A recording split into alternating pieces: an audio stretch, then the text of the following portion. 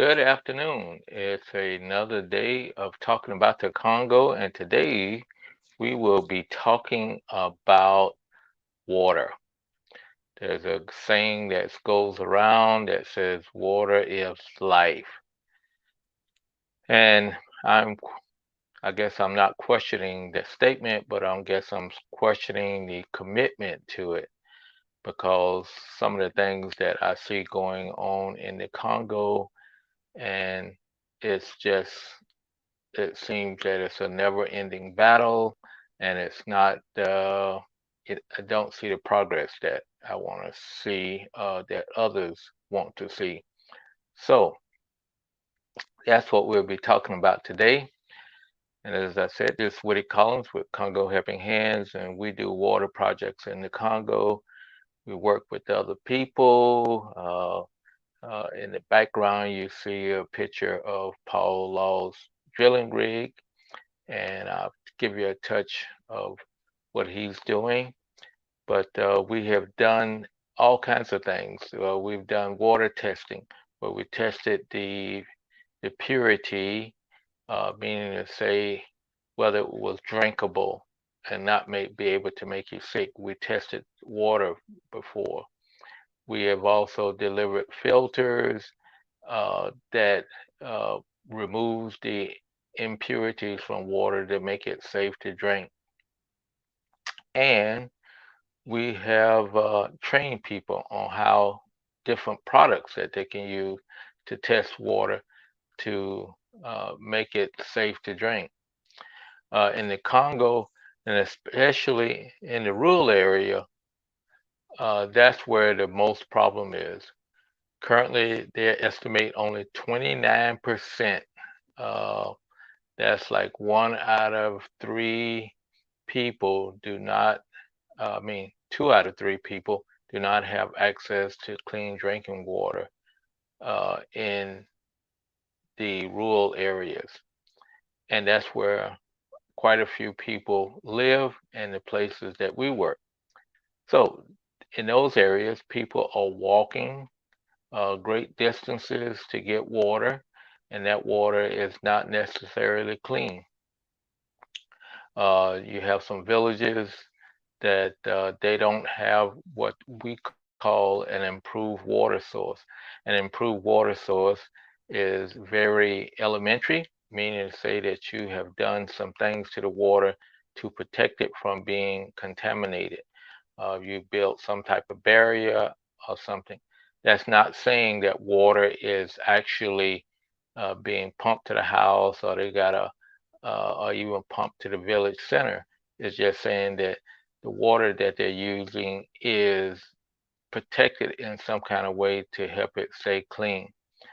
We've put in what they call cistern capping a spring, where you build a a dike in front of the spring and you cover the spring up and you capture the water coming out of a tube. That keeps the water clean. However, in some places, if you don't maintain it correctly, it will still be damaged. So the whole problem, even if you want to get up to drilling wells is a difficult job in the Congo, and then there's not that many people doing well drilling, and that's the problem. With the effort that we have going on today, uh, they're talking about by 2030, uh, having a significant increase in the amount uh, of safe drinking water in the Congo.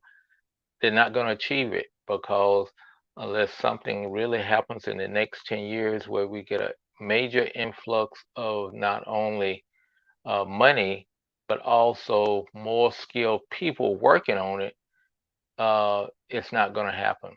It's not going to happen. So you got two things working against you in the Congo. You have the difficulty. There's like a roads that you can't get to places or easily get to places. You have the lack of equipment, and the infrastructure, trucks and different things to build roads. I mean, to not to build roads, but to drill and put in wells. And then you have the actual difficulty of actually drilling. It's not something that you can Google, as the famous phrase is. You can't Google how to drill a well and be successful. It takes practice and it takes a lot of ingenuity and troubleshooting, because once you put that drill bit in the ground, you don't know what you're drilling through, what's going to happen. It's like a hidden science as to what's going on and what's not going on. So it's very difficult. So when I think of water is life, I think, yeah, that sounds good, and people say it and it rolls right off their lips.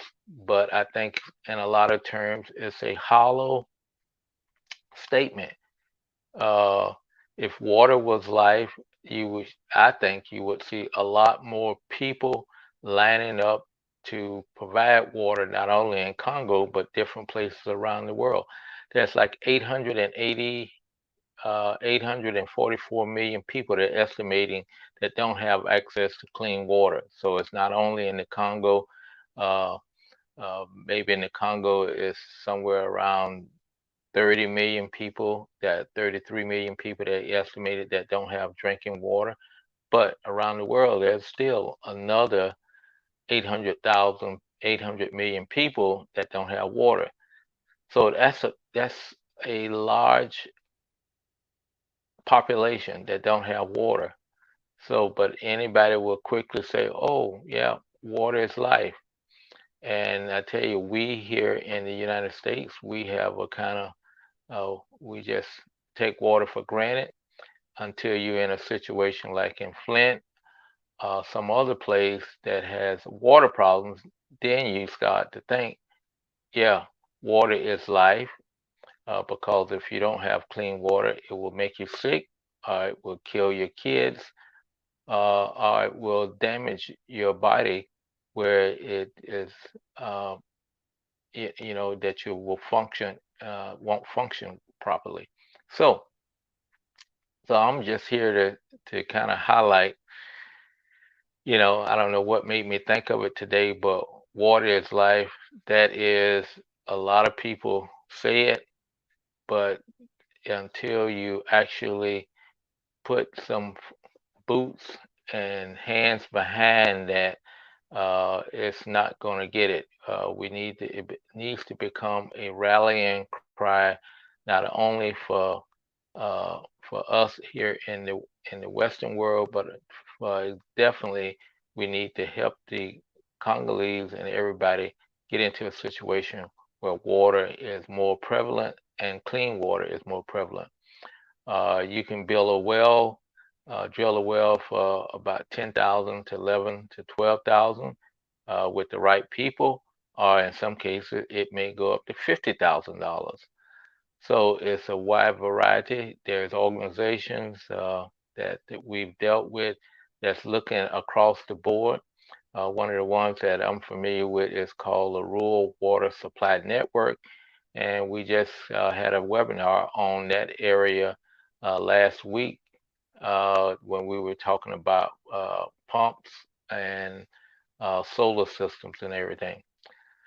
So I will get off my soapbox, but please do not say water is life if you're not ready to make it happen. So we need people to really to say water is life and to think of it as it is it's a killer, and we need to save lives, so we need to actually do something about it. So please, we can do it. Let's do it. So that concludes my talk today. Thank you all for stopping by. Thank all the people uh, who are looking at it on the rebroadcast, and we will talk with you tomorrow at the same time and on the same channel. Thank you so much.